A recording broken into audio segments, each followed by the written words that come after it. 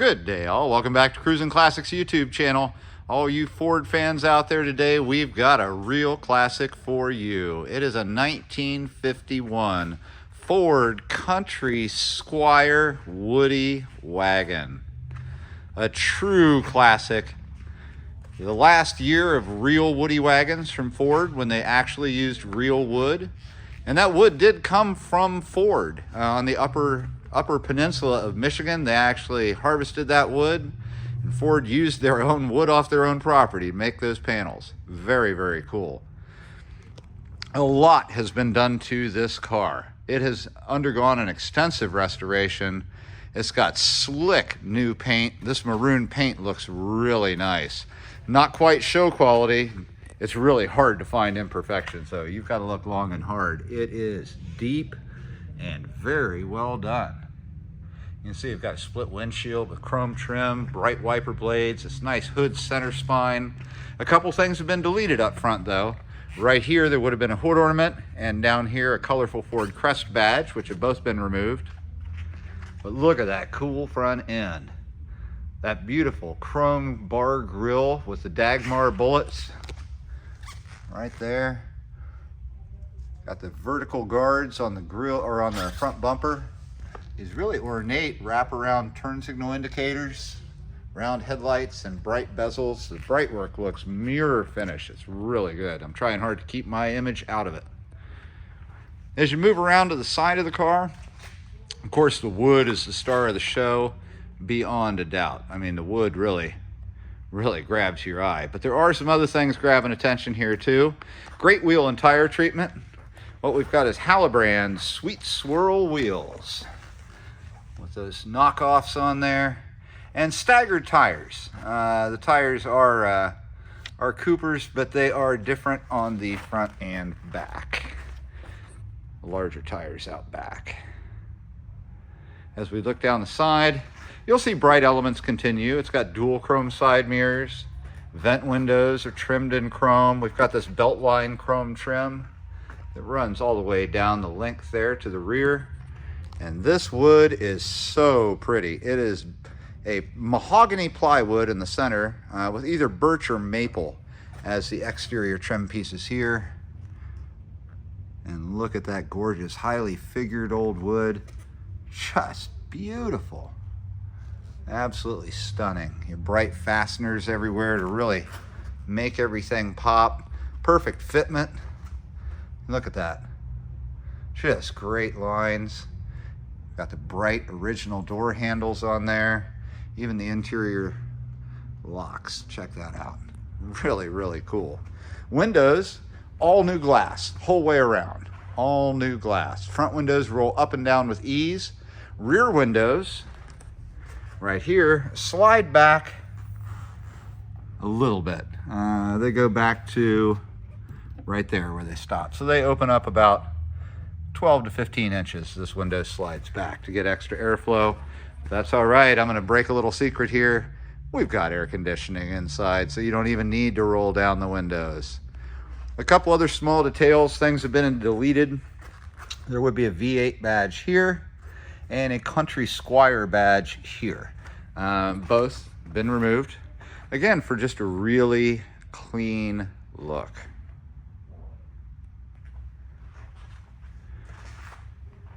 You can see those bigger tires on the back. Cooper Cobra radials back there. Same type of wheels as up front. And as we get around to the back, the cool factor keeps on coming. Now it's wood all the way down the sides, but the back is steel. And it has been wrapped to look just like real wood, and it really does. I mean, look at it, the separations, everything. It's just beautiful. You've got a split rear window on the hatchback to match the front, and this just lifts right up. You just turn the handle. You can one hand this up. It does have a prop on both sides inside to hold it in place. And I might as well lift it up and show you real quick how the tough to do. This is the way the clamps work that hold down the base. Let me show you. We've got a full spare here with a body color Steely, a moon cap, this real nice steel casement, another gleaming bumper with bumper guards. At some point, somebody won a nice national award from AAA, put their sticker right there. And we got dual chrome exhaust down low, and it sounds fantastic. These lights are an ingenious invention. You can see there's a mount here with a stick that comes up, and it's on a swivel bracket up here. What happens is when you lay the gate down towards you, these lights pivot and move up like this so that you can drive with your tailgate open and your taillights will still shine out from underneath of it. That is really cool engineering. Now I'm going to try to one-hand close this rear gate. Well, that worked better than I thought it would. Lots of ingenious engineering here on this country Squire. When we get inside, I'll share with you some cool things that they've done in there with the inventive minds over at Ford Engineering at the time. Just a quick look up close again at the beautiful figuring and quality of this original wood. It's just breathtakingly nice. This car was originally a California vehicle, spent time in Arizona before it came out here to Ohio, where it has been lovingly cared for in a nice climate controlled garage, and it looks fabulous. Now that we're back up front, I'm going to pause briefly, get that hood open. We'll check out all of what's going on underneath, and then we're going to hop inside. And we are back under the hood of the 1951 Ford Country Squire Woody Wagon. And we've got a gorgeously well-presented engine bay. You can see under the hood, painted body color all over the engine bay, and not just flat paint, but nice slick looking paint like the rest of the car. And check out all of this. What we've got here is a 351 Windsor, and it's mated up to a 3-speed FMX transmission and an 8-inch Ford rear differential with a nice freeway-friendly 236 rear gear. So all Ford the whole way through the power plant and drivetrain, which is really, really cool. Lots of Edelbrock products here. We've got an Edelbrock polished intake. As you can see, an Edelbrock AVS2 4-barrel carburetor. Finned Edelbrock valve covers. There's that Edelbrock logo. A nice matching oval finned air cleaner. But that's not where it ends with the Edelbrock stuff. There is an Edelbrock cam, fuel pump, and timing chain here as well. Up front, you can see we've got a new bracket and pulley system. That's courtesy of Street and Performance. And even ahead of that, a new Griffin radiator. Very sharp. And on the back side of that Griffin radiator, you got a nice electric puller fan right down here. That's not it for extras under the hood though. It does have a TCI front clip, so you've got modern rack and pinion with power steering. Brakes have been redone, disc on the front, drum on the rear. There is a power booster for the brakes down under on one of the frame rails. You see that in the undercarriage photographs. And new brake lines. Other goodies, we've got Pertronix electronic ignition.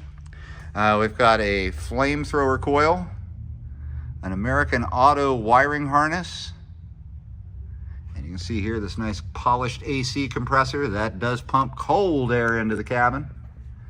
And we've got a bright alternator as well. Looking back here, you can see the original cowl tag. Very cool. Just a beautiful show underneath the hood. It is a true dual exhaust. We've got headers down low. You can see those right there. They go back to Flowmaster mufflers and wind up coming out those chrome tips out the back with an awesome sound. The air conditioning is courtesy of a company called Southern Air Conditioning, and it's an underdash unit. It looks really sharp. That vintage look is just perfect with this car. Over here by the battery, there is a cutoff switch. Right now it's in the on position. That's off, that's on. So there's power going into the cabin now. Great looking, great running engine. And that's not where the good stuff stops. It's just getting started, folks. Check this out. Look at this nice thick wood trim here. Just beautifully done. Look at that wood. You can see the new door seal. And look at that interior. It's so inviting. Door cards are done in wood as well. And they look nice. Good looking armrests, show no wear. Door handles and window cranks, period correct and looking good. We've got a Ford sill plate. There's a good view of it, leading us inside. And look at that nice tan carpet set with the matching carpeted mats. This is an 8-seater. 3 up front, 2 in the center, 3 in the back. And that center seat, you can see the little pole right here where this pulls out, comes forward, the back lays down. The back seat, you just push on it and then pull, and you can pull the back seat out so the whole back deck is flat. And according to the owner's manual, from the back of the front seat all the way to the back of the gate when it's down in the rear is 9 feet. In company advertisements for the time, they showed people sticking John boats and canoes in the back of these things. Really cool. You can see the dome light does work, and it's got a real nice brown vinyl tight headliner. Obviously, somebody knew what they were doing when they put it in. It looks great. And a couple of maroon visors up front to kind of go along with the color on the exterior of the car. These seats are the original bases, and they have been refurbished, restuffed, recovered with this really nice, again, there's so many things about this car that you just can't stop saying really nice about, but this vinyl upholstery looks like brand new. The seat is super comfortable. Only the front seat features seat belts. There are not seat belts in the back, but that was 1951. They didn't feel like you needed them. Let's hop on in. All right. You can see inside the car, passenger side looks just as nice as the driver's. We'll get to this book in a few minutes. You're definitely going to want to check that out. You can see the closures here for the sliding rear windows. The rear side panels made out of the same wood as you'll find on the doors. And that's the same with the kick panels up front. So all done in that same wood trim. The dash looks like wood, but that is hand painted to look like wood. It is a steel dash. Just like it is on top, it is down here, but they did a great job of emulating wood grain finish. They did the same thing to this banjo steering wheel. That is a faux wood finish on there. It looks great. Why don't we start here at the steering wheel. Got a V8 logo on the center, on the working horn cap. It is a tilt. Here, tilt's right back here. Look at the nice knobs at the top of these stalks. Very, very pretty. You can see that it is a column shift car and it is a 3-speed automatic. Looking ahead at the speedometer, it's way more than just a speedometer. It has all the gauges on it. So you got oil, battery, temp, fuel, and see that screen at the bottom? It is a decoded digital product there, and it lights up just beautifully. It has a tachometer on it. The little screen is digital. There's controls for that screen right down here with this button. It'll do quarter-mile times, save your fastest time, top speed, all that kind of stuff. Digital tach, it can all be accessed from this, and it all shows up right here. When we get the car fired up, I'll demonstrate all that for you. Really nice looking series of knobs across the whole dash. You can see them here. And some of them have been repurposed. Originally a start button, this now does nothing. This is an auxiliary fan switch to turn your fan on. This turns your lights on. Over here, the ignition, of course. This is for your wipers. This is where the cigarette lighter goes. This unit pulls out, as you can see, and there is a cigarette lighter. I'll show it to you in a minute. It's in the glove box. This little unit you can plug a thumb drive into, and it hooks up to a radio station, so you can program the radio station that matches between the two, and it sends a signal over. So you can hook up your iPod or a thumb drive to this and just play your favorite tunes through that stereo. The stereo itself is from Antique Auto Radios Incorporated. Looks vintage and great, but it is a modern guts stereo inside. So it works just like a regular stereo, AM, FM. Places the speaker up above that sounds really nice. So moving on across the knobs and dials, you can see over here, this is an ignition cutoff. So pushed in, you cannot start the car with the key. Pulled out, you can. This knob is for the power antenna. And the power antenna, if this knob is pulled out, the antenna will go up when you turn the stereo on and go off when you shut the stereo off. But if you have it shut off, the antenna won't go up and down at all. This is just a little ashtray. And to the far right, up above, you've got a push button that drops this door down. And inside, we have the aforementioned cigarette lighter, as well as a remote for that little Santici unit, so you can play your USB type stuff on here. And there's a small bag here with a couple of owner's manuals, one from 1950 and another from 1951. I don't know if they're original to the car. They look like they might be reproductions, but they're still really cool to have. Glancing down under the dash, we've got that Southern AC unit. Provides heat and air, and it blows like it's its job. Nice and cold with a strong fan.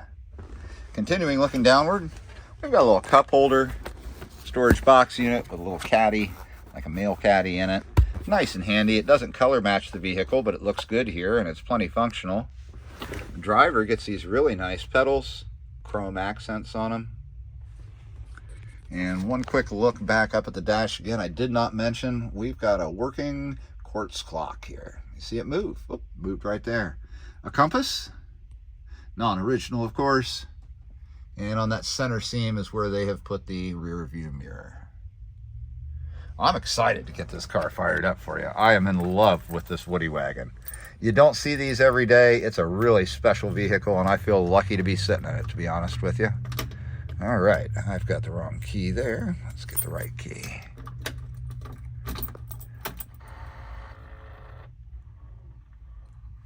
You can see that Dakota digital unit has fired up. And check that out. 7,014 miles, actual per the title, but we believe that those miles are just since this unit has been put in, which is probably when the whole car was done. So it's 7,000 miles on the build, roughly. But you can see all the gauges there. The tachometer is up top. That's the green light. It's going to curve this way as it goes. And down below, you can see the little digital display, how you can change it and access all kinds of other information. Very cool. All right, without further ado, I am going to start this up. I'm going to give it one kick and then turn the key. Oh, try again.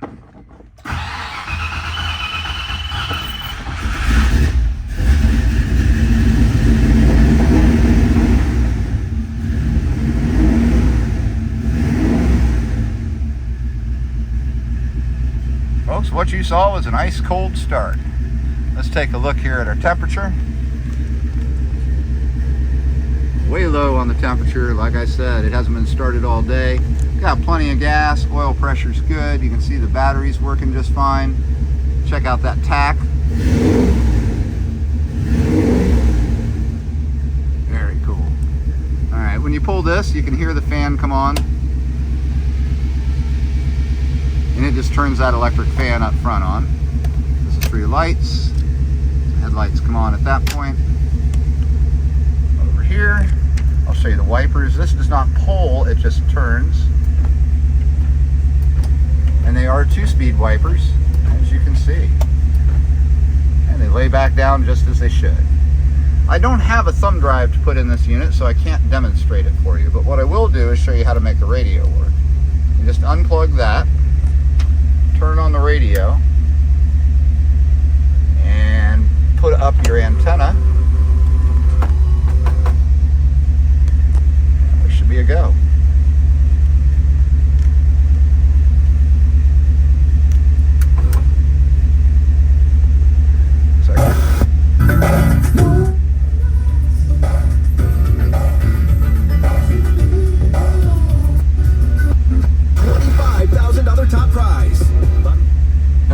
it sounds really nice. And the antenna just went back down, as it should. I'm going to go ahead and turn the antenna thing off. I'm going to shut that ignition cutoff off. You can see the clock still moving up top, just as it should. I'll turn the air on. I told you, it blows gangbusters. Super strong fan. Those little eyelets down here are directional, so you can change it to blow wherever you want it to blow. Super nice unit. Love the look of it. Perfect for this vehicle. Let me give you one other look around here. It's just a flawless woody wagon. I would love to take my grandkids out for ice cream with Pop-Up in this. Oh, they'd love it. But my wife has put the kibosh on more vehicles, so some other lucky person is gonna get to drive this home, and I know you want it to be you. Give us a call. Oh, listen to that. Let's go give a quick listen to the engine, and then the sound coming out of those tailpipes.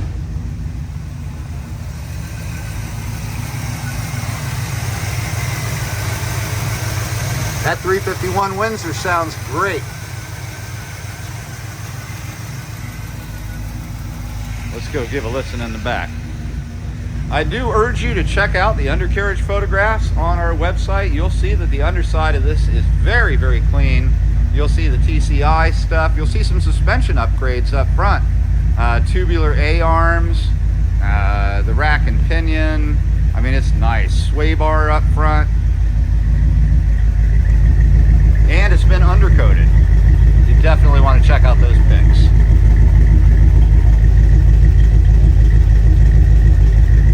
Great exhaust notes coming out of those pipes. What a wagon this is. Folks, if you've got questions about this 51 Ford Country Squire, give us a call. Here at Cruisin Classics in Columbus, our number is 614-276-7355, and we can help you get this woody wagon transported from our garage to your garage in an enclosed carrier.